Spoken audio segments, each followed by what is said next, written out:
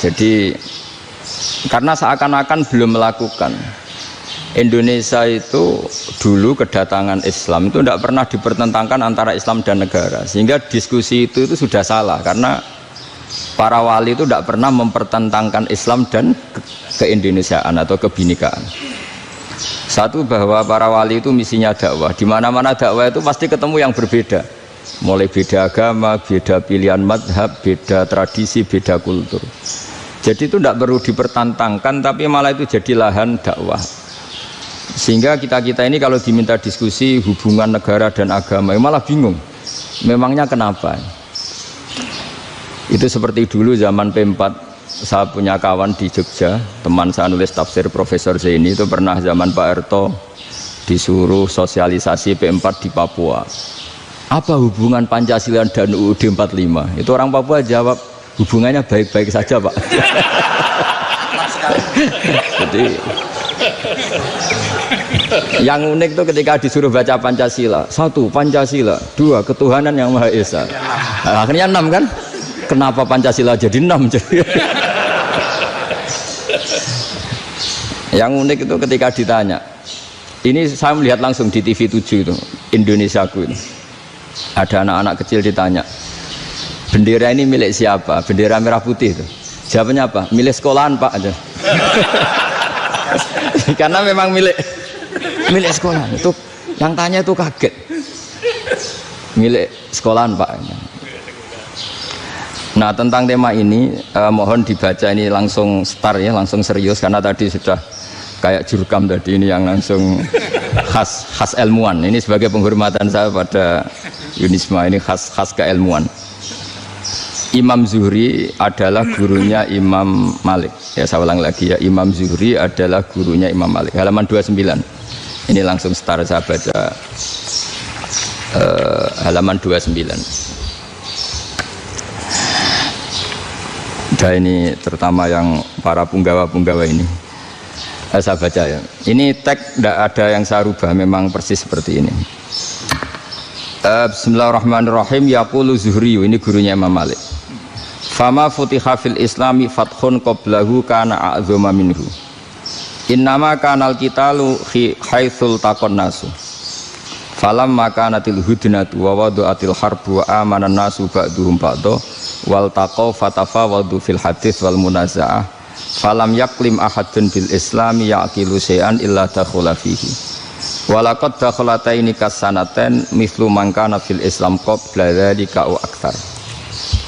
Terus ini ngomongnya harus santai, nggak boleh provokatif.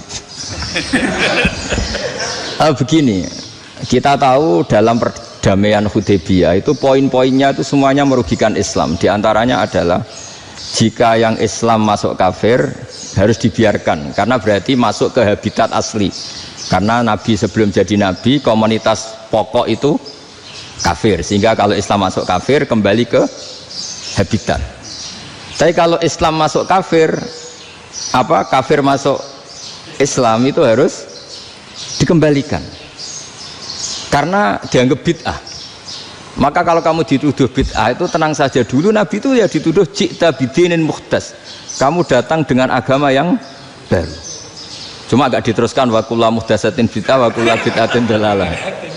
Jadi orang-orang kafir dulu kalau ngomentari Nabi, ji'ta bidinin muhdas, kamu datang dengan agama yang baru. Nabi nurut. Semua perjanjian yang merugikan Islam itu Nabi nurut. Tapi Nabi hanya minta satu hal, jangan ada perang 10 tahun. Dan orang boleh seminar, boleh diskusi tentang Islam. Ya ini dengerin betul ini. Jadi saya tidak akan provokatif, ini pakai logika. Nanti bisa dipakai disertasi doktor. Tapi saya minta orang boleh diskusi, boleh seminar tentang Islam. Akhirnya saat itu juga ada orang yang masuk Islam.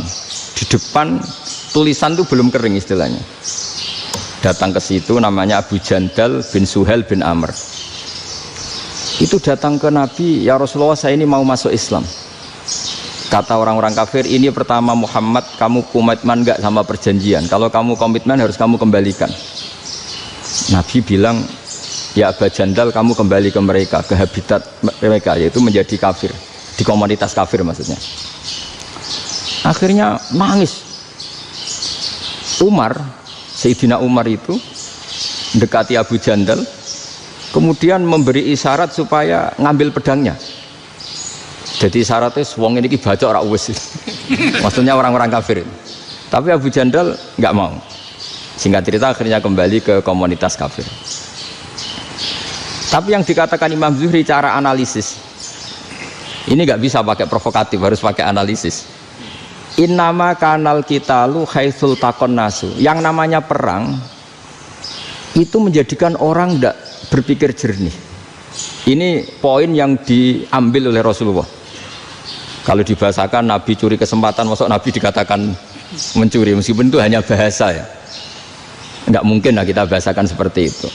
Saya ulang lagi ya. Kenapa ada perang berkesinambungan sampai tahun ke-8 Hijriah? Mulai tahun kedua ada perang Badar sampai tahun 8 Hijriah itu perang terus. Nabi sama orang kafir perang terus. Akibatnya apa Pak Profesor? Namanya perang itu ya nggak kau bermikir. Pokoknya agar ketemu Islam perang, Islam ketemu kafir perang, nggak kau bermikir.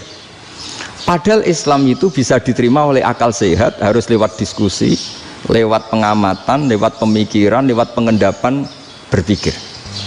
Makanya Nabi tahu ini masalah besar. Kalau orang perang terus, itu gak kober mikir Islam, tidak sempat diskusi tentang Islam. Makanya Nabi hanya minta satu poin. Oke, perjanjian ini satu rutin semua, tapi saya minta orang kafir semuanya boleh mendiskusikan Islam, boleh seminar tentang Islam.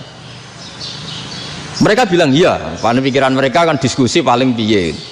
Ternyata betul, ada diskusi.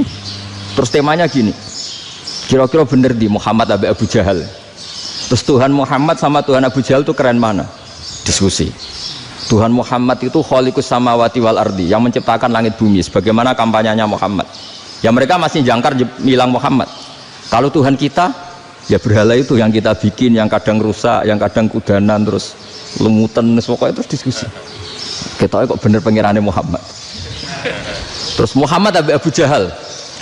Mulai dhisik Muhammad itu ratau bodoh nih. Mulai dulu Muhammad tuh gak pernah bohong. Abu Jahal, waduh, wis bodoh nih ngongkonan. Wis ribet kan? Dan semua diskusi itu mengarah ke kebenaran Islam. Akhirnya ngomong kafir sing tokoh-tokoh yo cara Jawa yo. Wah, semane jebule masalah ini kan. Artinya gini, kalau kita ingin Indonesia damai, sebenarnya yang untung itu Islam. Karena Tuhan yang menciptakan langit dan bumi tentu gak akan diperbandingkan atau akan dikalahkan oleh Tuhan yang lahirnya saja sudah di bumi.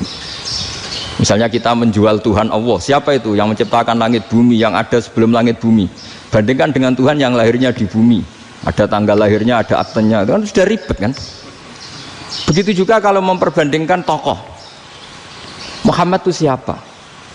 Tokoh yang bisa menyatukan pan Arabik, tokoh yang begini-begini, yang sayang istri, sayang keluarga, dibandingkan dengan tokoh Abu Jahal, Abu Lahab yang corong jauh penggaweannya yang ngerugikan orang lain. Akhirnya orang itu mulai tertarik sama Islam. Makanya kata Az-Zuhri pakai bahasa dulu, falam yaklim ahadun bil Islam. Tapi kalau sekarang yang populer itu bahasa yatakallam. Sebenarnya yang benar itu bahasa kalimah yaklimu kalaman, karena masdarnya itu kalam, berarti sulasi nopo mujarrad. Tapi di fiilnya itu mujarradnya enggak kelaku. Jadi di fiilnya takallama ya takallamu, tapi untuk masdarnya yang kelaku kalaman. Jadi ini agak unik, agak enggak lazim. Sebenarnya kan takallama ya takallamu takalluman, tapi di masdarnya kalam populer, tapi di fiilnya tidak populer. Saya teruskan ya. Ini penting sekali. Jadi menjual Islam, kalau boleh dibahasakan menjual, itu tetap enak dalam kondisi damai. Karena kalau kita perang, itu bawaannya kalau ketemu ya perang. Kalau ketemu perang, sehingga orang itu rakober diskusi dulu. Saat benernya Islam sampai kafir itu bener di. Karena tidak kober diskusi, tidak sempat diskusi, orang yang milih yang kafir. Karena yang mayoritas yang kuat. Sementara Islam zaman itu lemah. Ya Nabi itu yang diminta hudnah, yang penting kita damai. Terus orang boleh mendiskusikan benar mana kita dan mereka. Ya setelah diskusi ya tadi kan nggak mungkin Allah yang begitu keren hebat pencipta langit bumi dibandingkan berhala yang mengurus dirinya sendiri saja tidak bisa. Walhasil terus orang mulai tertarik sama Islam dan aturannya nggak boleh dilarang diskusi itu. Nah makanya saya pernah ditanya beberapa profesor di Jogja, Gus, suatu saat kalau kampus paling keren di Jogja ini ada Islamic Studies, kemudian pengajarnya dari berbagai agama, ini riskan nggak bagi Islam? Saya jawab, asal yang didiskusikan Islam itu nggak masalah, yang repot itu nak umat Islam. Karena kalau umat Islam yang jadi percontohan, banyak raja yang dolim, banyak pemimpin muslim yang dolim, terus identik dengan Islam itu jadi dolim, kan ribet. Ya kalau pas umat Islam, kalau Islam yang kumat kan jadi masalah kan. Nah ini kan terus jadi beda umat Islam sama Islam yang lagi apa? Kumat. Singkat cerita terus Islam mendapat posisi yang luar biasa. Nah makanya di sini diistilahkan falam makanatil hudnah, ketika ada perdamaian wa amanan nasu ba'dum ba'do, orang merasa aman, itu fatafawadu fil hadis wal munazaah, mereka berdebat. Munazaah itu berdebat, keren mana konsep Muhammad dengan konsep Abu Jahal, keren mana konsep Tuhannya Muhammad dengan Tuhan kita, terus diskusi dan mereka akhirnya ikrar, wah yang benar ya Muhammad lah. Di mana-mana Tuhan tuh ya sebelum langit dan bumi, di mana-mana Tuhan ya punya reputasi menciptakan, masa Tuhan reputasinya diciptakan kayak berhala dan sebagainya. Ibadah juga gitu, ibadah wong kafir itu kalau tawaf itu telanjang, ibadah Muhammad santun pakai pakaian, terus akhirnya mereka mulai tertarik Islam. Sehingga saya lihat di beberapa tafsir, saya memang tidak akan ngomong yang tidak serius, ngergani Unisma ben sawangane pemikir serius. Di Quran itu sampean lihat di tafsir Tobari itu ada ayat bal naqzifu bil haqqi 'alal batil fayadmaghuhu fa idza huwa zahid. Qadzafa itu kalau di kamus tak lihat itu takallama bila dalilin. Qadzafa itu yes pokoknya sekenanya. Artinya gini, kebenaran Islam atau kebenaran hak itu kamu taruh sekenanya saja itu tetap menang. Apalagi kamu taruh secara teratur, kamu taruh sekenanya saja itu tetap menang. Sehingga di sini banyak sahabat yang hidup di Cina. Sekarang juga banyak orang alim yang milih hidup di Amerika, banyak orang alim yang milih hidup di Inggris. Dan mereka pede, percaya diri karena kebenaran itu kamu letakkan di mana saja, itu tetap akan menang, akan menemukan momentum kemenangannya. Misalnya gini, contoh paling gampang. Dulu para peneliti, saya ulang lagi, dulu para peneliti itu ya datang kemana-mana, termasuk Ibnu Battuta, termasuk Ibnu Khaldun, ya semua peneliti itu suka neliti. Setelah diteliti, Quran itu satu-satunya kitab suci yang membicarakan sains, misalnya tentang falak, tentang astronomi, tentang asal-usul kejadian manusia, kejadian makhluk, juga bicara tentang geografi, geologis, semuanya. Sementara kitab lain hanya cerita tentang mawaid wal hikam wal ibar. Jadi diteliti kayak apa, pada akhirnya hak ini yang menang. Bal naqzifu bil haqqi 'alal batil fayadmaghu fa idza huwa zahid. Saya berkali-kali cerita, ada ulama yang ahli matematika. Ketika ditanya kenapa kamu suka ngajar matematika, sampai muridnya itu ragu, ini guruku mlebu swarga ta ora, penggaweane mulang matematika. Tapi para muridnya bermimpi bahwa Imam Amudi itu disuruh ngajar para malaikat. Dan itu pede betul dia. Kata Allah, ini ulama saya yang iman kepada saya setingkat iman kamu. Jadi malaikat itu tidak mungkin Gusti, kita menyaksikan langsung engkau, sementara ini di bumi nggak nyaksikan jenengan. Kenapa bisa sepede dan seyakin itu? Akhirnya Imam Amudi disuruh ngajarin matematika. Jadi Anda kalau profesor itu nanti harus sempat ngajari malaikat, itu baru benar-benar profesor. Jadi nanti di akhirat ngajari siapa? Malaikat. Jadi ada seminar yang melibatkan banyak malaikat, narasumbernya itu seorang profesor. Itu ketika kenapa engkau begitu yakin kalau Allah itu Tuhan dan Allah itu Al-Wahidus Shomad. Terus Imam Amudi mulai nulis angka gak beraturan, 2, 3, 4, 5 sampai 1 miliar, 1 triliun, semuanya gak beraturan. Kata beliau, nisbatus naini wasalasa ila ma la nihayatalaha iku nisbatul far'i ilal asli. Mbok angka sebanyak apapun, 2 dibanding 1 ya far'ul wahid, 3 dibanding 1 ya far'ul wahid. Semua angka yang gak terhingga pun dibanding 1 semuanya far'ul wahid.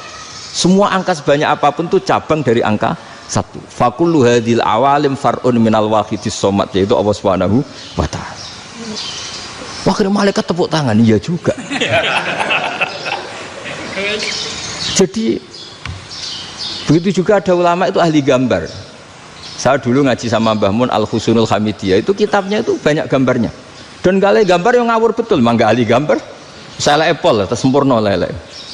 Semua gambar bangunan, gambar sapi, pokoknya gambar. Ternyata dia menemukan Tuhan itu dari gambar. Gambar serapi ini atau seruwet ini sama. Gambar rapi sama ruwet itu sama kalau dalam pandangan tauhid.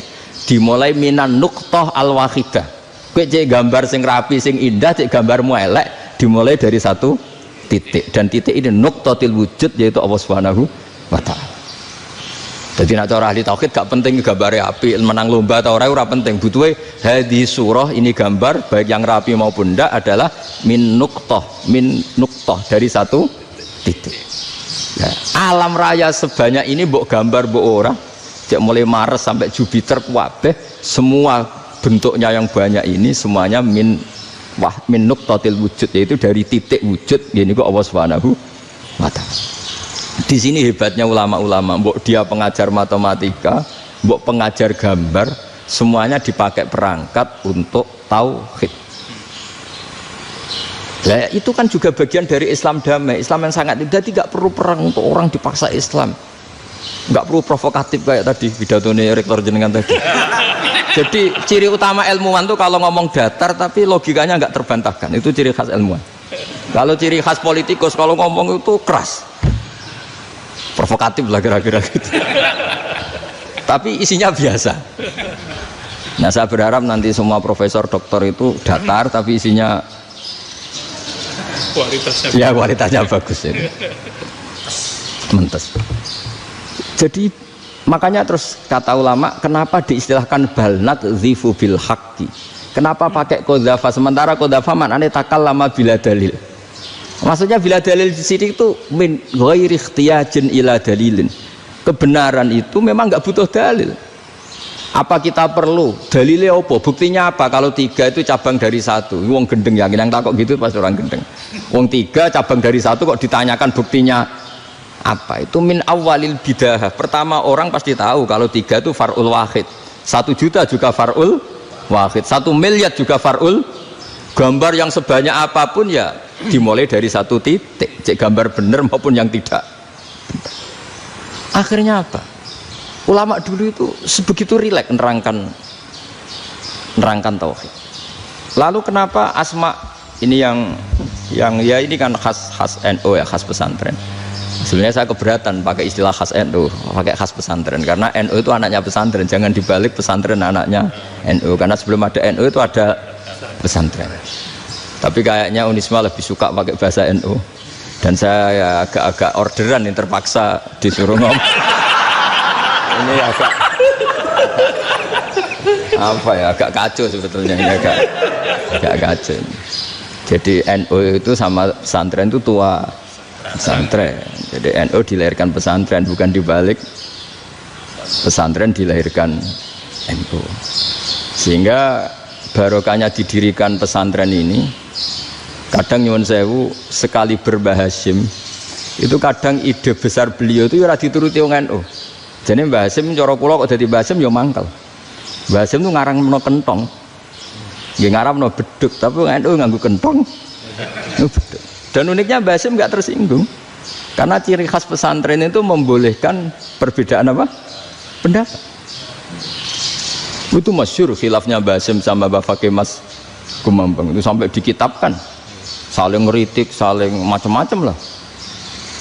Jadi cara berpikir Mbah Hasyim ketika Nabi rembukan, ini gimana ya cara menentukan waktu sholat ya? Ya pakai kentong ya Rasulullah, zakalin nasoro itu untuk orang Nasrani. Ya pakai buk itu trompet, zakalil Yahud itu untuk orang Yahudi. Terus ada yang usul lagi pakai api ya Rasulullah, zakalil Majusi itu orang Majusi. Setelah itu ada orang datang lari-lari cerita mimpi azan tadi. Ya itu terus dipakai sarana pemanggilan sholat ya azan itu. Sehingga Mbah Hasyim menolak kentong. Karena mantas sababi kaumin bahwa beliau keras sekali sampai bilang haram. Beliau judulnya ya haram. Al-Jasus Antakrimin Nakus. Setelah naskah itu sampai ke Mbah Fakih Mas Kumambang di Gresik situ, di daerah Dukun situ. Dulu nggak ada WA ya, jadi sampainya ya lama. Makanya saya sampai sekarang nggak punya WA, karena ya saya ulama kan, kalau WA-an terus ya jadi ulama. Nggak jadi ulama, main WA-an terus itu. Nah itu termasuk rektor nggak kau bermikir itu mesti kebanyakan WA. Karena kan otaknya didikte oleh sesuatu yang masuk. Sesuatu yang dilihat itu kan pasti mendikte kita. Beda kalau yang enggak WA-an kan mikir apa kita yang menentukan. Kalau WA-an kan kita ditentukan. Mau mikir anaknya butuh apa, gara-gara WA informasi Jakarta mikir Jakarta. Padahal secara kewajiban ngapain kamu orang Malang mikir Jakarta. Gara-gara WA mikir Jakarta belum selesai ada berita di Sulawesi, mikir Sulawesi. Habis itu mikir NTT. Makanya semua orang sekarang merasa tokoh nasional gara-gara informasi yang masuk itu nasional. Jadi Mas Yo RT yang mikir gimana Gus Indonesia kok. Ada RT loh. Sampai lupa kalau dia itu RT. Jadi semua orang sekarang merasa tokoh nasional. Dan itu gara-gara apa coba? Akhirnya semua orang juga punya ide tentang nasional. Harusnya negara itu gini-gini. Jebule wonge sing duwe ikon itu sapa? RT. Ribet kan? Saya teruskan, setelah naskah itu sampai ke Kiai Fakih Mas Kumambang, beliau itu marah besar. Ini harus dilawan, dan saya bukan karena benci Mbah Hasyim. Beliau teman saya ketika ngaji Kiai Mahfud di Mekah. Jadi Mbah Fakih dan Kiai Hasyim itu teman ketika ngaji di Mekah. Secara ngelawan tuh lucu, gak ilmiah, tapi gak ilmiah wong alim tetap ilmiah. Di mana-mana serupa itu tidak sama. Ya kalau mungkin zaman Nabi di Madinah itu, zaman itu kentong itu identik dengan milik Nasrani. Di Indonesia beda. Pos kampling ya kentong, kebakaran ya kentong, wae sarapan orang di LP ya pakai kentong. Jadi tidak ada jaminan kalau kentongan itu identik dengan Nasrani. Lalu haramnya di mana? Yang di mana-mana tasabuh itu identik. Ini tidak identik. Mulai masalah kan? Mulai masalah. Jadi beliau gaya judul Hazruus. Hazruus itu kepala bergeleng-geleng. Sekarangan kok ngene. Jadi sekarangan kok provokatif gitu. Nah, dan itu Mbah Hasyim ya hormat Mbah Fakih hormat Mbah Hasyim. Saya sendiri secara pribadi itu lebih suka pendapat Mbah Hasyim sebetulnya. Karena bagi saya sholat itu sakral, ya sudahlah kalau sakral ya dipanggil dengan sesuatu yang sakral yaitu kalimat thayyibah adzan. Tapi saya tidak akan bilang kalau kentongan itu haram. Karena kalau haram alasannya mirip orang Nasrani. Sementara pos kampling ya pakai kentong, ada banjir ya kentong, ada kebakaran ya kentong. Jadi tidak identik untuk misa atau untuk sholat ala Nasrani. Tapi itu dulu ya rileks saja, dua beliau itu ya saling menghormati padahal saling kritik. Dan dulu ulama yang beda madhab itu ya saling menghormati. Imam Syafi'i itu kalau sholat di kawasan Masjid Abi Hanifah ya tidak kunut. Ketika ditanya kenapa kamu tidak kunut sementara engkau berpendapat kunut itu sunat, ikroman di hadal madhab, saya sangat menghormati madhab. Imam Ahmad bin Hanbal itu berpendapat kalau orang pakai bekam, pakai iftisot atau hijamah itu batal sholatnya. Sementara Imam Syafi'i mengatakan tidak batal apa sholatnya atau wudunya tidak batal. Tapi Imam Ahmad itu ditanya, apa kamu makmum Syafi'i? Bagaimana mungkin saya tidak makmum sama wali kutub seperti Imam Syafi'i? Padahal menurut keyakinan Imam Ahmad ini sholatnya batal. Ini habis ikhtijam udah wudu. Tapi tetap saja beliau karena perbedaan pendapat di furu' itu lazim. Ya orang boleh berdebat lah. Ketika Unisma datangkan saya, itu saking senengnya kiai, saking sombongnya sampai ngatur kiai, kan nggak pernah bisa diperdebatkan. Itu kan orang boleh debat kan? Itu saking angkuhnya apa saking senengnya kan nggak jelas kan? Kan dan orang boleh setuju pendapat saya, yaitu ngatur kiai itu haram. Setuju juga Pak Rektor, ekspresi mahabbah itu ya macam-macam. Dulu sahabat ya gitu, sahabat itu ada yang nggak kenal wajahnya Nabi sama sekali sampai akhir hayatnya. Ketika ditanya, lo kamu itu sahabat kok nggak tahu wajahnya Nabi? Saya tidak pernah berani memandang Nabi karena ijlalan Nabi, terlalu menghormati saya sehingga tidak berani memandang wajahnya. Ada sahabat yang penggawaannya dulu wajah Nabi sampai bisa nyifati. Alfiu faminunil hajib sampai bisa nyifati detail karena delok wajah Nabi itu ibadah. Ada seorang wali ditanya, kalau kamu di surga ingin nggak melihat Allah? Enggak. Loh, tapi semua orang ingin melihat Allah. Unazzihu dzalikal jamal an-nadhari misli, ben gak elek-elek Allah tak delok terima aku. Wong ra jelas. Berarti kok delok pangeran. Banyak. Jadi justru tapi karena saking takzimnya. Ndaklah mosok sak aku kok. Makanya saya berkali-kali cerita. Menurut kesepakatan ulama, soft awal itu paling baik. Tapi banyak juga wali yang kalau sholat itu di belakang. Koyok paling bener yang gue ngarep gitu. Lu bayangkan misalnya kamu semangat di soft awal di Masjid Haram, jebule sholatnya salah.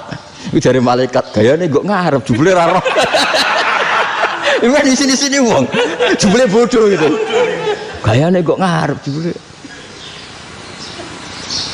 Coba orang kalau sowan Mbah Mun, yang berani di depan itu kan ya ketuanya atau jubirnya kan, yang merasa ndak pati pinter-pinter kan mesti di pojokan. Artinya sudut pandang seperti itu ya sah saja, apa? Sah saja. Makanya banyak sahabat yang jarang sowan Nabi, alasannya takut ganggu Nabi. Banyak yang sering sowan Nabi, alasannya seneng Nabi. Yang sowan ya seneng Nabi, yang nggak sowan alasannya seneng. Loh, Nabi itu tokoh, punya keluarga, punya anak. Kalau saya sering sowan berarti sering ganggu. Yang sering sowan dia alasan ini khazanah kita harus istifadah. Jadi zaman dulu dia biasa dua sahabat, yang satu milih mahabbah itu milih sering sowan, yang satu juga mahabbah milih tidak sering. Karena pertanyaannya bisa dibalik kan, sering sowan apa sering ganggu coba. Nabi Abedar, assalamualaikum. Nabi nimang cucunya, assalamualaikum. Ayo bener yang sowan apa bener yang enggak kalau seperti itu. Akhirnya terus diatur sedemikian rupa oleh Quran. Walau annahum sabaru hatta takhruja ilaihim lakana khairal lahum. Jadi sahabat kalau mau sowan Nabi ya nunggu di sufah. Kalau Nabi keluar berarti milik publik. Sekali masuk ke dalam tidak ada berapa yang berani sowan. La tadkhulu buyutan Nabi illa ayyudzana lakum. Kalau soal sampai masuk dalam harus nunggu dipanggil. Karena sekali Nabi masuk dalam itu milik privat keluarga, milik istrinya, milik cucunya, milik keluarganya. Dan Nabi sekali keluar ke ruang itu berarti milik publik. Itu terus jalan tengah. Karena kalau langsung masuk, bayangkan saya itu sering menyaksikan. Mbah Mun habis ngaji 2,5 jam ngaji Jalalain, baru masuk, assalamualaikum. Padahal yai mungkin mau ke kamar mandi, mau ini itu. Jadi dulu itu Quran sangat modern. Sebelum ada dokter ngatur tamu, rektor ngatur tamu itu Islam sudah modern. Dia kan nggak fair kan? Misalnya saya ke Unisma harus janjian pakai ini, terus kalau misalnya kesini selonang-selonang kan lucu kan, mentang-mentang kiai terus juga sowan-sowanan selonang-selonang. Padahal kalau kita mau ke mereka pakai protokol. Sering tidak fair dunia ini, tapi karena aku kiai oleh gelo ya sudah. Akhirnya saya memutuskan gak gampang kemana-mana karena itu. Saya sering didatangi ajudannya menteri, Gus mau ada tamu dari Jakarta tanggal ini, mesti saya bilang, mereka milih tanggal yang mereka kosong, kok tidak mikir apa situ kosong. Tak jawab enggak lah, sebelum diatur bahasanya dan tawaduknya gitu. Akhirnya dibalik, datang lagi, Gus jam dengan kosong apa kita menyesuaikan. Lah itu lagi dia akhlak kata saya. Itu baru punya akhlak kata saya. Bukan masalah ini, bukan masalah gengsi ya. Saya sendiri itu dolan ke alumni itu jarang karena ya takut. Kiai kan yo nganggur, jam 09.00 nganggur, jam 10 nganggur. Bisa saja alumni itu kerja di pabrik, bisa saja yang latihan ekonomi di pasar. Jika kalau saya datang jam 9, iki kiai sing nilai santri ini, apa kiai sing ganggu santri? Nah karena orang ini melakukan rutin gak kok berpikir, pokoknya ngono jenenge silaturahim. Mau nyerah kok berpikir, padahal kalau diangen-angen ini kiai yang nilai santri ini, apa kiai yang ganggu santri ini karena datang di jam kerja. Nah, bayangkan kalau kebenaran dulu itu dikawal oleh satu peradaban perang. Jadi Nabi sesuai diangen-angen Nabi. Perang Badar menang Nabi, perang Uhud menang wong kafir, perang ini gonta-ganti. Apapun itu yang penting satu kesimpulannya, cara Rasulullah kesimpulannya satu. Orang tidak kober mikir kebenaran secara mengendapkan pikiran dengan pikiran jernih. Maka hebatnya Nabi ketika perjanjian, pokoknya saya minta nggak ada perang. Dan orang yang boleh mendiskusikan Islam. Itu luar biasa idenya Nabi. Karena bawaan perang itu orang kan nggak kober mikir. Ibarat seorang misalnya seneng satu perempuan, ketemu rivalnya langsung perang kan gak mikir. Tapi kalau kau bermikir, dia ngenangen cawe wedok iku ora seneng aku. Untungnya apa untuk wong ayu ora seneng, malah mau loro hati. Terus sudahlah, buruan dialihkan kemana kan gitu. Itu nak mau amen WA nan tukaran lewat SMS atau tarung langsung ora kau bermikir. Tapi kalau kau bermikir, akhirnya berpikir nih. Perempuan tadi sebenarnya yang disenangi siapa? Oke, ternyata senang Pak Erick. Sudah kita ngalah. Karena tidak ada nikmatnya kan menikahi perempuan yang sama sekali tidak mencintai kita. Tapi kalau nak kau berpikir pokoknya diprovokasi, wah gue kalah mbak A, gue kalah mbak B. Pikirannya kan, ojo sampai kalah. Bareng wis menang ternyata ada mas. Lah. Nah bayangkan Islam itu seperti itu dulu, dipertarungkan. Doang Islam itu dinu aklin. Agama yang diterima dengan akal sehat, tapi sekarang ukurannya perang. Yang menang berarti benar, yang menang benar. Kan terus jadi repot. Dan itu Nabi tidak ingin, makanya Nabi ingin sudahlah, nggak ada perang. Nah makanya kata Imam Zuhri, fathul Islam terbaik adalah orang boleh diskusi tentang Islam dan tidak ada perang. Lagi-lagi penting, tidak perang itu penting. Silmun itu penting, perdamaian itu. Setelah tidak ada perang, akhirnya fatafawadu fil hadis wal munazah. Orang boleh diskusi apa saja, termasuk boleh adu polemik. Konsep satu Tuhan dan Tuhan banyak diperdebatkan.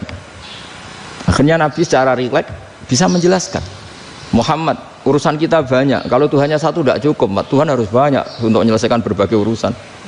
Ada Tuhan bagi rektorat, bagi macam-macam kan. Ada Tuhan untuk ngurusi utang, ngurusi BPKB, macam-macam. Terus kata Rasulullah, enak saja Nabi jawabnya. Ya kalau kamu punya majikan banyak, perintahnya beda-beda, kamu mangkel enggak, bingung enggak?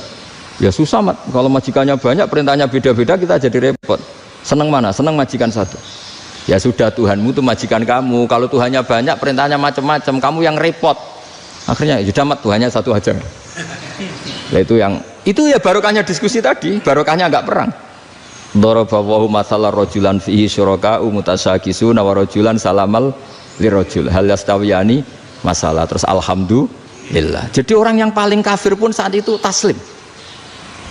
Nah ini kembali ke kalimat la ilaha illallah. Saya tidak perlu provokatif, pasti teori saya itu benar. Bukan saya bilang benar itu karena sombong, enggak. Ini sesuai teks. Misalnya begini, benar enggak kelompok takfiri yang suka ngafirkan orang lain? Itu pasti tidak benar. Logikanya gampang. Orang yang kafir 70 tahun saja dengan melafadzkan la ilaha illallah menjadi muslim. Masa dengan kalimat yang sama yang muslim menjadi kafir? Itu logikanya kan nggak ketemu. Orang kafir 70 tahun untuk menjadi muslim disuruh baca apa? La ilaha illallah. Tapi gara-gara baca la ilaha illallah nyekel patok jadi kafir. Pertanyaannya, loh ini kalimat apa? Kalimat untuk mengkafirkan apa kalimat untuk mengislamkan? Karena yang kafir dengan kalimat itu menjadi Islam, ternyata yang Islam dengan kalimat itu menjadi kafir. Itu ketemu nggak? Cara logika itu kan nggak ketemu kan? Makanya cara pikirannya Abul Hasan Asyadzili, dan saya setuju pikiran itu. Istighfar ini boleh orang Jawa Timur protes karena kadang beda manhaj, tapi jangan protes saya, protes Abul Hasan Asyadzili kualat mesti sampean. Ketua Torekoh napa? Sadiliyah. Cara madzhab Sadili, dan Anda boleh berbeda madzhab, mencari khasnya wong kampus wani beda. Beda kapasitas lah, pokoknya butuhnya beda. Dan ketok pinter, ketok kritis tuh. Cara madzhab Abul Hasan Asyadzili itu gini Pak Rektor. Jadi istighfar itu baik, tapi ba'da kamali tauhid, setelah tauhidnya itu benar. Alasan beliau masuk akal. Ketika ada ayat fa'alam annahu la ilaha illallah wastaghfir li dzambik. Bihadil kalimah. Jadi orang boleh istighfar itu setelah tauhidnya benar. Alasannya Abul Hasan Asyadzili begini. Qul lil ladzina kafaru iyantahu yughfar lahum ma qad salaf. Katakan kepada mereka yang kafir, sekali mereka tidak kafir, maka otomatis dosanya masa lalu diampuni. Pertanyaannya, yang bisa menghentikan kekafiran itu kalimat apa? La ilaha illallah. Dengan hanya melafadzkan la ilaha illallah Muhammadur Rasulullah, langsung yughfar lahum ma qad salaf, langsung dosanya ampuni. Berarti yang menjadi pengampun dosa lah, penyebab pengampunan itu apa? La ilaha illallah. Itu bahkan orang kafir belum istighfar. Di ayat itu kan Allah gak mensyaratkan setelah la ilaha illallah istighfar baru diampuni, enggak. Asal la ilaha illallah langsung yughfar lahum ma qad salaf. Saya ulang lagi ya, jelas ya. Jadi kulil ladzina kafaru iyantahu yufar lahum maqad. Nah sekarang iyantahu, mereka berhenti dari kafirnya. Syaratnya pakai apa? La ilaha illallah Muhammadur, itu langsung yufar lahum maqad. Artinya apa? Ghufranullah itu bisa didapat hanya dengan mujarrodut tauhid, yaitu hanya dengan melafadzkan kalimah thayyibah. Dan sahnya istighfar juga berdasar kalimah thayyibah itu. Misalnya gini, orang kafir sebelum Islam melafadzkan astaghfirullah, astaghfirullah, astaghfirullah, kira-kira diterima enggak? Enggak kan? Karena syaratnya istighfar ba'dat tauhid. Nah makanya dalam mazhab Sadzili istighfar itu setelah la ilaha illallah. Karena cara pandang ya seperti itu. Jadi fa'lam annahu la ilaha illallah wastaghfir li dzambi. Jadi dengan kebenaran tauhid saja ini sudah cukup kita insya Allah layak diampun. Karena innallaha la yaghfiru ayyusyraka bihi wa yaghfiru ma duna dzalika liman yasha. Jadi orang yang tauhidnya benar itu bisa diampuni Allah asal tauhidnya benar. Itu Allah ngendikan liman yasha wa yaghfiru ma duna dzalika liman yasha. Dawe Imam Suyuti walam yakun liman yastaghfir. Jadi orang yang bertauhid secara benar meskipun gak sempat istighfar itu tetap potensi diampuni. Karena bawaan tauhid itu sudah menjadi layak diampuni. Kayak orang kafir sekali ngelafadzkan kalimat tauhid mbok gak istighfar langsung diampuni. Nah karena melihat seperti itu terus orang berlomba-lomba memperbanyak jumlah ngelafadzkan la ilaha illallah. Jadi kita yang alim, kita semua, saya tidak bilang saya, kita termasuk yang di pinggir-pinggir saya ngaku alim ora masalah lah sopai. Kita semua yang alim-alim itu tahu bahwa la ilaha illallah itu super. Sudah bawaannya tauhid, juga punya kelayakan diampuni. Nah kemudian nasib kita agak sial, malah kalimah ini dituduh bid'ah, dituduh khurafat. Mergo Nabi nggak pernah tahlilan, Nabi nggak pernah. Nabi nggak pernah tahlilan, kalau diartikan Nabi nggak tahu mau coba la ilaha illallah, aneh gak kalimah ini. Nah, ini provokatif ini. Jadi ini sudahlah keanehan-keanehan ini kita terima karena ciri utama wali, ciri utama ulama itu wa'udhu fisabilillah, harus pernah disakiti. Jadi kalau Unisma sakit kalau dituduh apa? Dituduh bid'ah itu berarti belum calon ulama. Calon ulama itu wa'udhu fisabilillah, harus disakiti.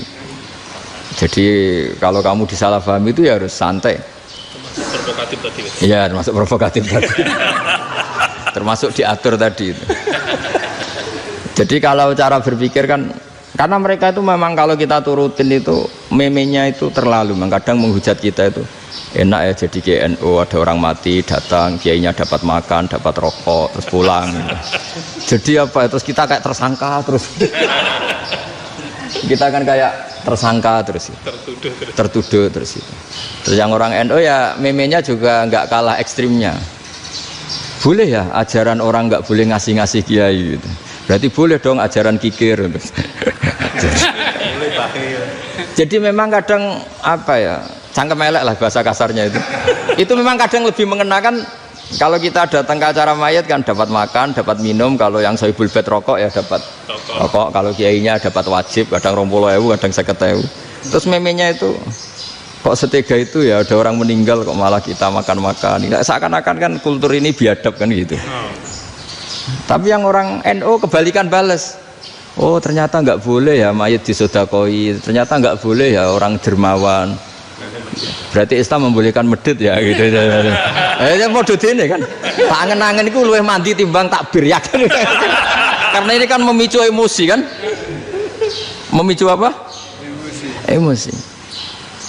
Nah tapi saya kalau disuruh bela mana itu tidak ada yang saya bela. Ya seorang sudah lah, kalau mau nganggur saja sudah itu sudah. Ya tapi itu memang apa ya, itu khazanah Islam, ada yang kritik ada yang enggak.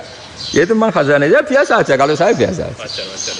Karena dulu ulama itu sudut pandangnya itu ya seperti itu. Ada yang ulama suka ibadah itu sholat, ada yang milih apa tidur. Sampai Imam Ghazali bilang suatu saat ibadah terbaik di zaman akhir itu tidur kan. Sholat saja kalah sama tidur kan.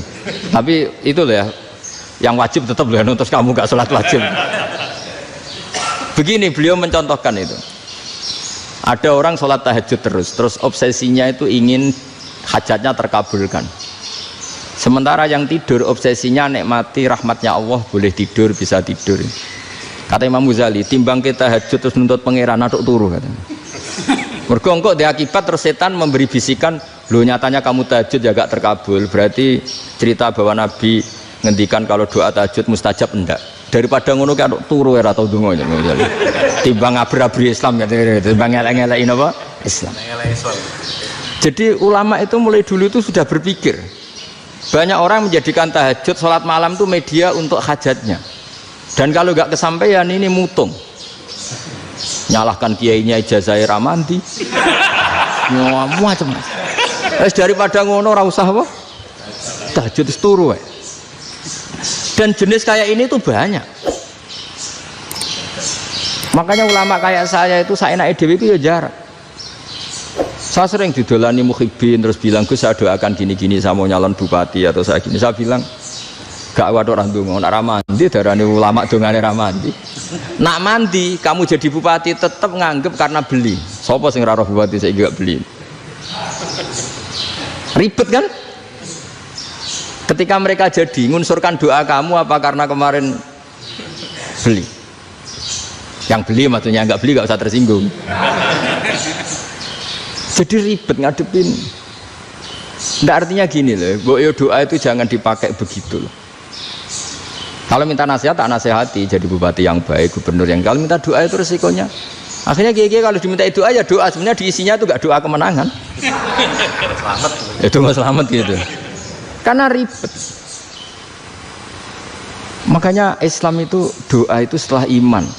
Aturan iman benar baru doa. Aturan iman benar termasuk Allah itu yaf'alu ma yasha, boleh melakukan yang dikehendaki. Allah nggak boleh terdikte oleh doa kita, nggak boleh. Ya saya ulang lagi ya, madzhab Hasan Asyadzili ini khas kita. Jadi la ilaha illallah itu didahulukan sebelum istighfar. Tapi kebalikannya madzhab Imam Sanusi itu dibalik. La ilaha illallah itu kalimat yang sakral. Karena yang sakral dibutuhkan muqaddimah, yaitu yang melafadzkan harus yang sudah bersih, yang sudah steril baru melafadzkan la ilaha illallah. Maka dalam madzhab Sanusiyah istighfar dulu baru la ilaha illallah. Nah, dalam madzhab Abul Hasan Asyadzili kebalikan, istighfar itu sah setelah sahnya tauhid. Kamu ikut mana tuh? Asyadzili apa Sanusiyah? Alhamdulillah sama-sama tidak paham ya sudah. Akhirnya sudah. Iya, nggak kemana-mana kan gitu. Jadi apa ya? Terus ini saya teruskan ini biar khas pesantren atau khas NU lah, kalau bahasa Pak Rektor khas NU. Ini Ben sampean tahu beberapa perbedaan itu lazim, halaman 24. Ya, halaman 24 sama 25. Tak baca ini masih orisinil. An Sufyan bin Uyainah, ini juga gurunya Imam Syafi'i. Kata Sufyan bin Uyainah, beliau cerita, "Kana Isa wa Yahya alaihi salam ya'tiyanil qaryah. Fayas'alu Isa an syirari ahliha. Was'alu Yahya an khiyari ahliha." Jadi Nabi Isa dan Nabi Yahya itu satu generasi, sama-sama masih muda. Kalau di satu kampung yang Nabi Yahya tanya, "Ini keluarga terbaik siapa? Saya mau nginap di situ." Karena kumpul orang baik itu nyaman. Kalau Nabi Isa kebalikan, keluarga terburuk mana ya? Saya tak di situ.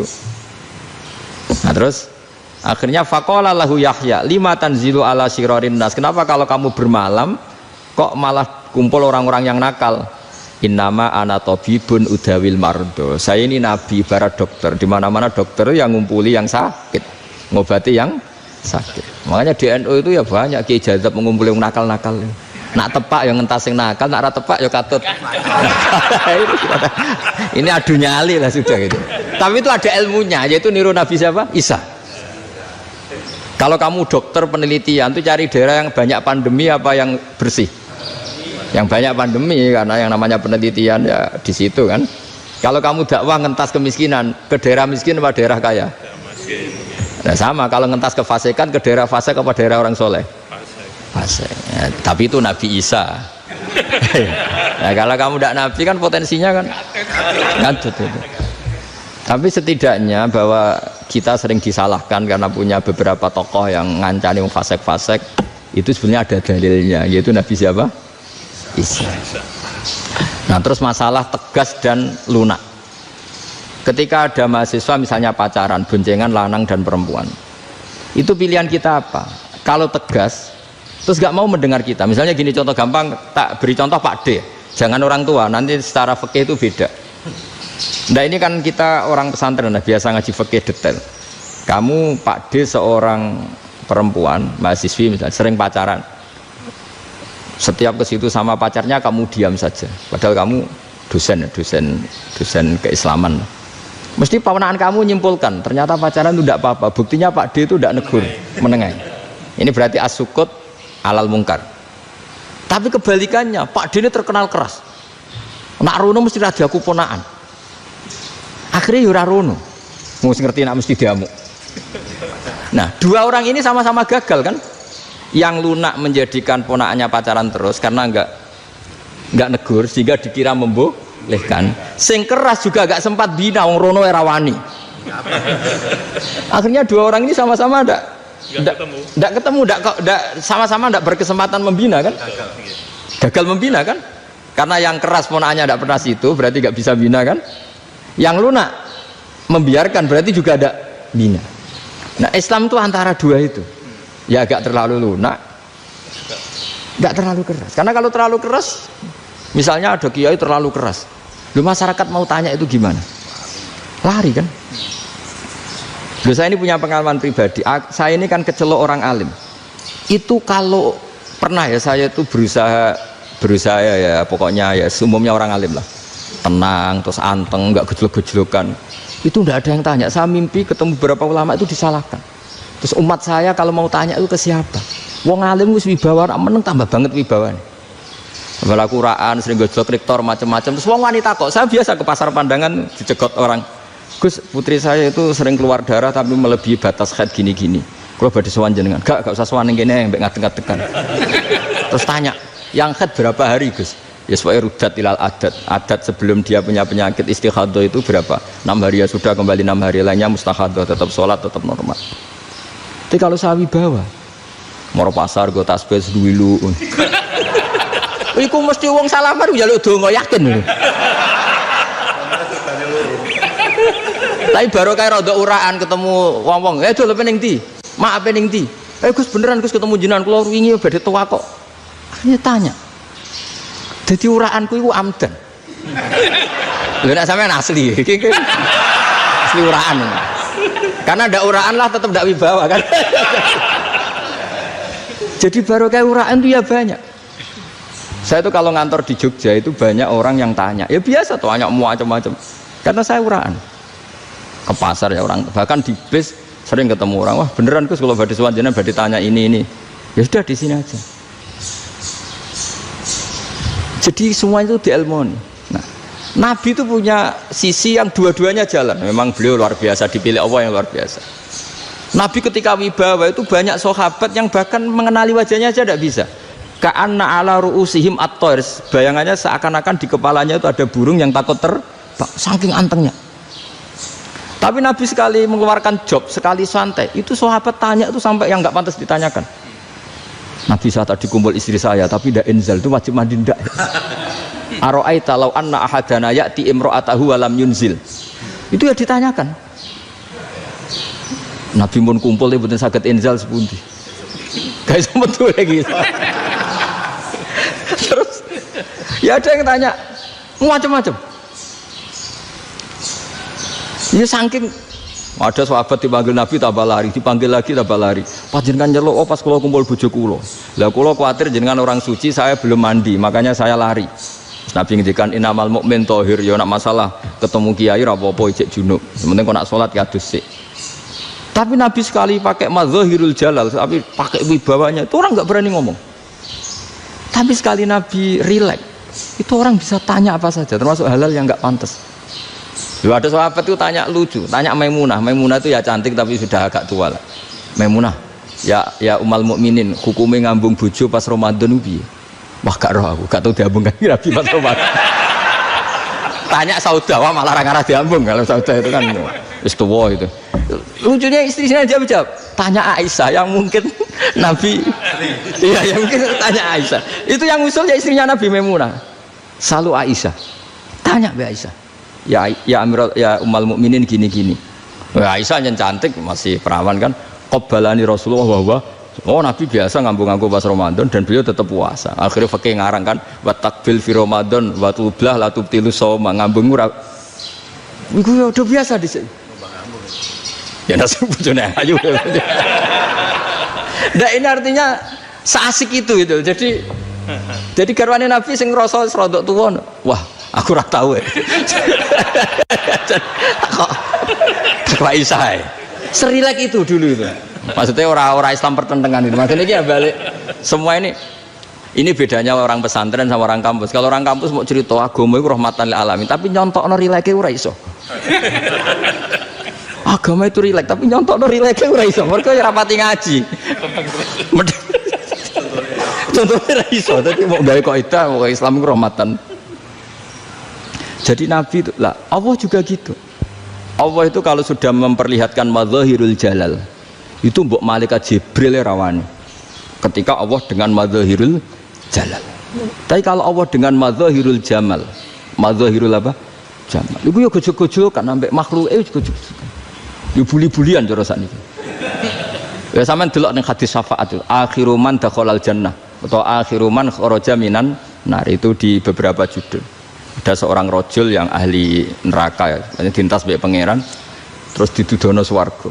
Gusti swarga sengiler tok wong wayu roh wis ngiler tok ngerjaluk Gusti mosok roh tok ora oleh mlebu jarimu asal mlebu metu kon neraka ora jaluk-jaluk meneh sumpah lho ya gak jaluk apa-apa meneh mboten Gusti sekali saya keluar dari neraka ndak akan minta apa-apa lagi wis wallahi wis wallahi la as'alu ghairaha mesti ghaira khoslah ghaira tilkal khoslah ya niku selain keluar dari neraka saya ndak akan minta lagi didono swarga wong do kelon seruwibet kan sing bojone elek kan dendam dadi ning swarga iki swarga wis macam-macam Gusti mosok roh tok ora oleh mlebu jarene janji ra njaluk meneh akhire ya wis didelokno neraka jadi pangeran jawabe gampang didelokno neraka roh neraka begitu menyakitkan begitu ngeri sudah Gusti saya ndak minta surga sementing enggak masuk neraka Rabbana srif anna adzab jahannam setelah lama itu diadepno swarga njuk mlebu swarga terus diadepno neraka akhirnya ya sudah saiki mlebu swarga gak apa-apa iku jawabe lucu atas taziu jenengan ngenyek kula engkarwan ra di swarga kok mlebu swarga terus akhirnya mlebu swarga kan mlebu swarga tamanna sangen-angen sing mbok jaluk apa orang angen-angen yang indah-indah laka wa asratu amsal ya siku tak turuti wa asratu amsalih lan lipatan ke-10 jawab wong lanang ya lucu atas taziu bi wa anta rabbul alamin jenengan pangeran kok ngenyekan maksudnya wis karuan aku ora pantes terus dari pangeran la astazi'u bika walakinni ala ma asya'u qadir aku gak ngenyek kowe pancen aku pangeran nuruti kowe iku iso jadi Allah sendiri ketika dengan madzahirul jamal itu malaikat ya ono sing wani bantah masyhur itu kan malaikat sing bantah pangeran ataj alufiya mayufsidu fiya wasfikut karena Allah dengan madzahirul jamal sing paling masyhur Nabi Musa itu ketika Nabi Mi'raj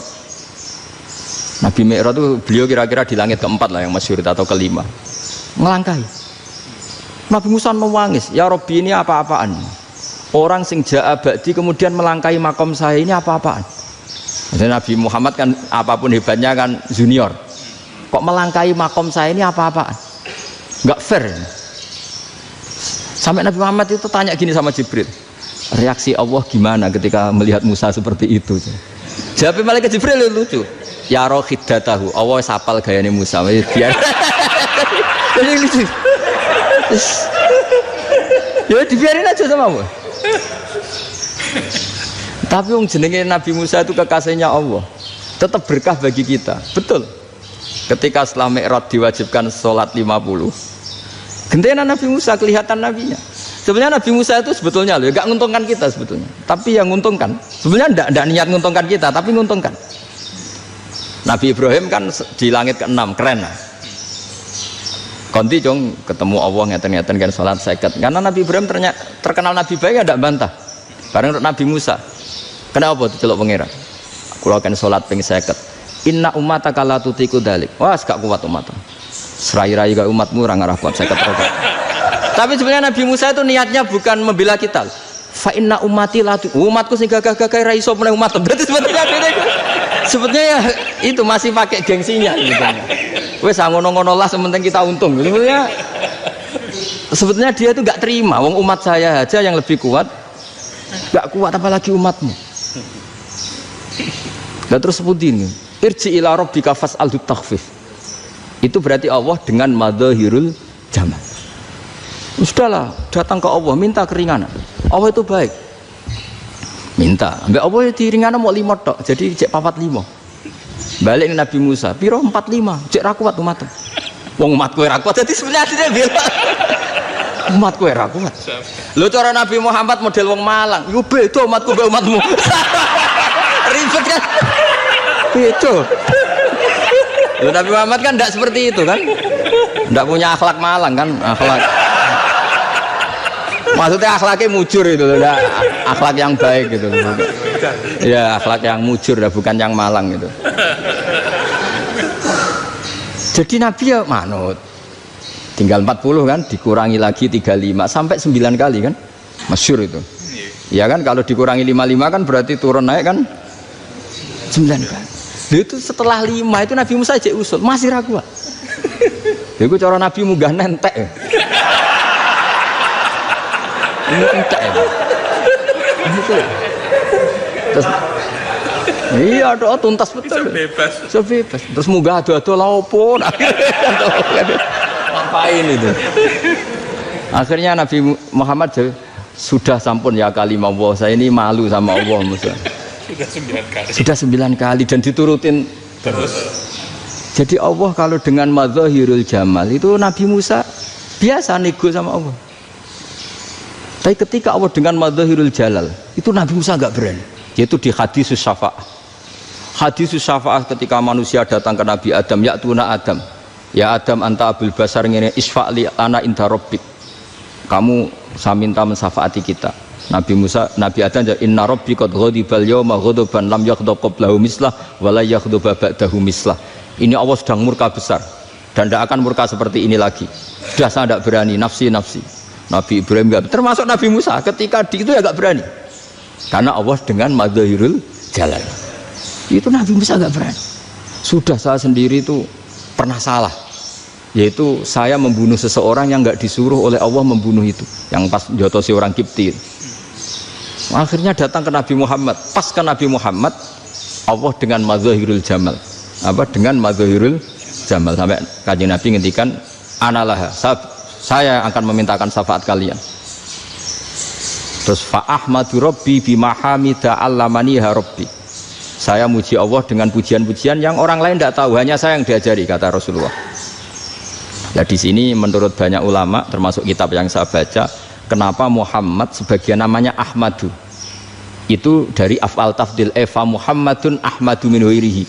Muhammad Rasulullah itu kalau muji Allah di atas cara mujinya Nabi yang lain. Jadi Ahmadu bukan dari fi'il mudhari' lil mutakallim tapi dari af'al tafdil. Fa Muhammadun Ahmadu min ghairihi. Bahwa Kanjeng Nabi Muhammad sallallahu alaihi wasallam itu cara mujinya